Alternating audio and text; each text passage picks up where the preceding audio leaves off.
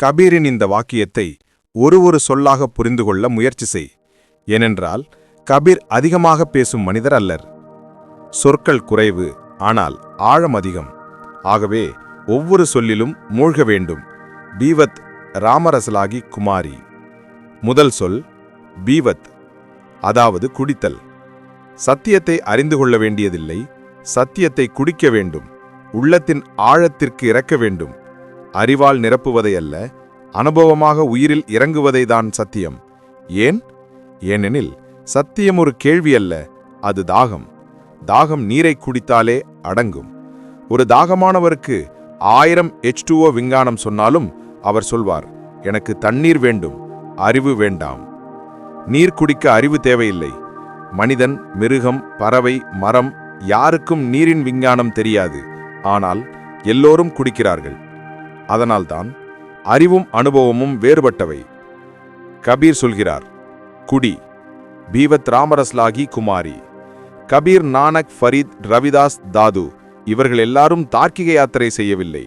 அவர்களின் பாதை சத்சங்கம், குருவின் அருகில் அமர்ந்து பாடி ஆடி மௌனமாக இருந்து உண்மையை உணர்வது. குரு ஒரு மேகம் போல, நீ காலி பாத்திரமாக இருந்தால் மட்டுமே அவர் பொழியும். மகாவீரர் தர்க்கத்தால் உண்மை சொல்வார், ஆனால் கபீர் மது போல் ரசத்தை கொடுப்பார். ராவரஸ். இங்கு ராம் என்பது தசரதனின் மகன் அல்ல, அது நித்திய சத்தியம். உபனிஷத்துகள் சொல்வது போல ரசோ வைசா, அவர் ஒரே ரசம், ஒரு துளி போதுமே, தாகம் என்றென்றும் மாறிவிடும். குமாரி என்ற சொல் மிக ஆழமுடையது. அது மயக்கமல்ல, விழிப்பல்ல, இரண்டும் சேரும் அந்த நேரம். மீரா ஆடுவது மற்றும் புத்தர் அமைதியாக இருப்பது, அந்த இரண்டும் ஒன்றாகும் நிலைதான் குமாரி. பாடலை எழவிடு, இசையை ஓடவிடு, உள்ளத்தின் ஜன்னல்கள் திறக்கட்டும், நிலவொளி உள்ளே வரட்டும், மலர்கள் மலரட்டும், வாசனை பரவட்டும்.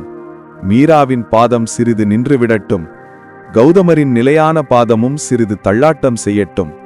சிரிப்பு கண்ணீரின் சுவையை அறியட்டும், கண்ணீர் மீண்டும் சிரிப்பாக மாறட்டும்.